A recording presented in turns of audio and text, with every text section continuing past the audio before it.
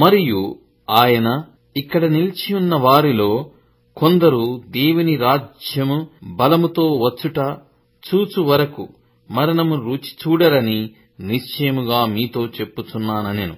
6 దినములైన తరువాత యేసు పేతురును, యాకోబును, యోహానును మాత్రము వెంటబెట్టుకొని ఎత్తైన ఒక కొండ మీదికి ఏకాంతముగా వారిని తోడుకొని పోయి వారి ఎదుట రూపాంతరము పొందెను.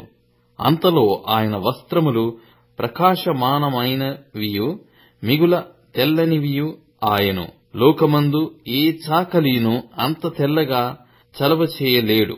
మరియు మోషేయు, ఏలియాయు వారికి కనబడి యేసుతో మాటలాడుచుండిరి. అప్పుడు పేతురు, బోధకుడా, మనమిక్కడ ఉండుట మంచిది. మేము నీకు ఒకటియు, మోషేకు ఒకటియు, ఏలియాకు ఒకటియు 3 పర్ణశాలలు కట్టుదుమని చెప్పెను. వారు మిగుల భయపడిరి గనుక తాము చెప్పవలసినదేమో అతనికి తెలియలేదు. మేఘమొకటి వచ్చి వారిని కమ్మగా, ఈయన నా ప్రియకుమారుడు, ఈయన మాట వినుడని ఒక శబ్దము ఆ మేఘములో నుండి పుట్టెను. వెంటనే వారు చుట్టూ చూచినప్పుడు తమ యొద్దనున్న యేసు తప్ప మరి ఎవరునూ వారికి కనబడలేదు. వారు ఆ కొండ దిగి వచ్చుచుండగా, మనుష్య కుమారుడు మృతులలో నుండి లేచినప్పుడే గాని అంతకు ముందు మీరు చూచిన వాటిని ఎవనితోనూ చెప్పవద్దని ఆయన వారికి ఆజ్ఞాపించెను. మృతులలో నుండి లేచుట అనగా ఏమిటో అని వారొకనితో ఒకడు తర్కించుచు ఆ మాట మనస్సున ఉంచుకొనిరి. వారు, ఏలియా ముందుగా రావలెనని శాస్త్రులు చెప్పుచున్నారే, ఇదేమని ఆయననడిగిరి. అందుకాయన, ఏలియా ముందుగా వచ్చి సమస్తమును చక్కపెట్టునను మాట నిజమే. అయినను మనుష్య కుమారుడు అనేక శ్రమలు పడి తృణీకరింపబడు వలెనని వ్రాయబడుట ఏమి? ఏలియా వచ్చెననియు అతని గూర్చి వ్రాయబడిన ప్రకారము వారు తమకిష్టము వచ్చినట్టు అతని ఎడల చేసిరనియు మీతో చెప్పుచున్నానని వారితో అనెను. వారు శిష్యుల యొద్దకు వచ్చి వారి చుట్టూ బహుజనులు కూడియుండుటయు శాస్త్రులు వారితో తర్కించుటయు చూచిరి.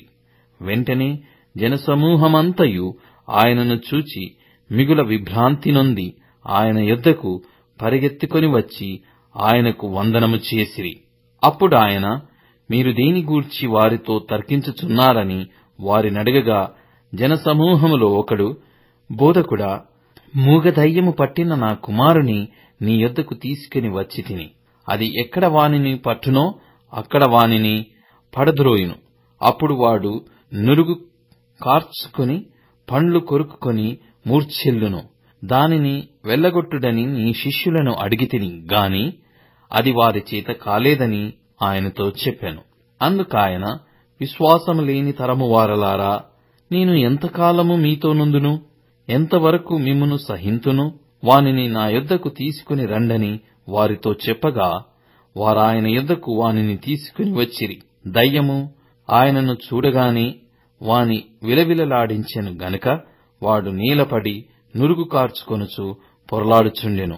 అప్పుడాయన, ఇది వీనికి సంభవించి ఎంతకాలమైనదని వాని తండ్రినడగగా, అతడు బాల్యము నుండియే అది వాని నాశనము చేయవలెనని తరచుగా అగ్నిలోనూ నీళ్లలోనూ పడద్రోయును. ఏమైనను నీ వలనైతే మా మీద కనికరపడి మాకు సహాయము చేయమనెను. అందుకు యేసు, నమ్ముట నీ వలనైతే నమ్మువానికి సమస్తమును సాధ్యమే అని అతనితో చెప్పెను. వెంటనే ఆ చిన్నవాని తండ్రి, నమ్ముచున్నాను, నాకు అపనమ్మకముండకుండా సహాయము చేయుమని బిగ్గరగా చెప్పెను. జనులు గుంపుగూడి తన యొద్దకు పరిగెత్తుకుని వచ్చుట యేసు చూచి, మూగవైన చెవిటి దయ్యమా, వానిని వదిలిపోమ్ము, ఇక వానిలో ప్రవేశింపవద్దని నీకు ఆజ్ఞాపించుచున్నానని చెప్పి ఆ అపవిత్రాత్మను గద్దించెను. అప్పుడు అది కేకవేసి వానినెంతో విలవిలలాడించి వదిలిపోయెను. అంతట వాడు చచ్చిన వాని వలె ఉండెను గనుక అనేకులు వాడు చనిపోయెననిరి. అయితే యేసు వాని చేయి పట్టి వాని లేవనెత్తగా వాడు నిలువబడెను. ఆయన ఇంటిలోనికి వెళ్లిన తరువాత ఆయన శిష్యులు, మేమెందుకు ఆ దయ్యమును వెలగొట్టలేకపోతిమని ఏకాంతముగా ఆయనను అడిగిరి. అందుకు ఆయన, ప్రార్థన వలననే గాని మరి దేని వలననైనను ఈ విధమైనది వదిలిపోవుట అసాధ్యమని వారితో చెప్పెను. వారక్కడి నుండి బయలుదేరి గలిలయ గుండా వెళ్ళుచుండిరి. అది ఎవనికిని తెలియుట ఆయనకిష్టము లేకపోయెను. ఏలయనగా ఆయన తన శిష్యులకు బోధించుచు, మనుష్యకుమారుడు మనుషుల చేతికి అప్పగింపబడుచున్నాడు, వారాయనను చంపెదరు, చంపబడిన 3 దినములకు ఆయన లేచునని వారితో చెప్పెను. వారు ఆ మాట గ్రహింపలేదు గాని ఆయన నడగా భయపడిరి. అంతట వారు కపెర్నహూమునకు వచ్చిరి. వారు ఎవడు గొప్పవాడని మార్గమున ఒకనితో ఒకడు వాదించిరి గనుక, ఆయన ఇంట ఉన్నప్పుడు మార్గమున మీరు ఒకరితో ఒకరు దేనిని గూర్చి వాదించుచుంటిరని వారినడగగా వారు ఊరకుండిరి.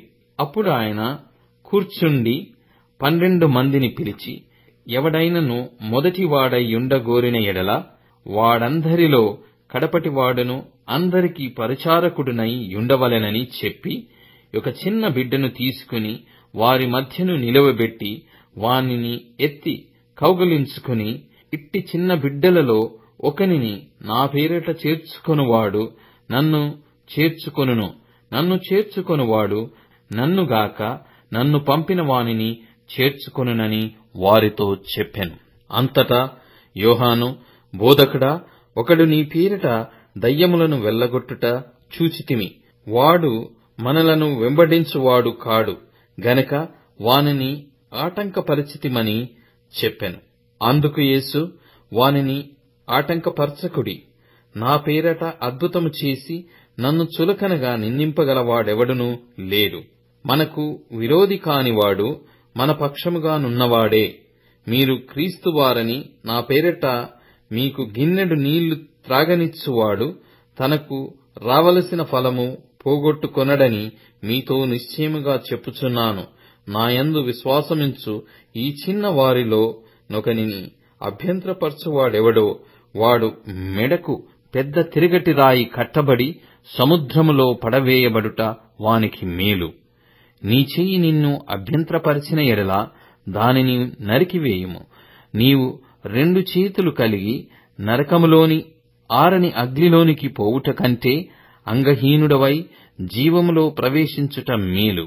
నీ పాదము నిన్ను అభ్యంతరపరిచిన ఎడల దానిని నరికివేయుము. 2 పాదములు కలిగి నరకములో పడవేయబడుట కంటే కుంటివాడవై నిత్య జీవములో ప్రవేశించుట మేలు. నీ కన్ను నిన్ను అభ్యంతరపరిచిన ఎడల దాన్ని తీసి పారవేయుము. 2 కన్నులు కలిగి నరకములో వేయబడుట కంటే ఒంటి కన్ను గలవాడవై దేవుని రాజ్యములో ప్రవేశించుట మేలు. నరకమున వారి పురుగు చావదు, అగ్ని ఆరదు. ప్రతివానికి ఉప్పు సారము అగ్ని వలన కలుగును. ఉప్పు మంచిదే గాని ఉప్పు నిస్సారమైన ఎడల దాని వలన మీరు దానికి సారము కలగజేతురు. మీలో మీరు ఉప్పు సారము గలవారయ్యుండి ఒకరితో ఒకరు సమాధానముగా ఉండుడని చెప్పెను.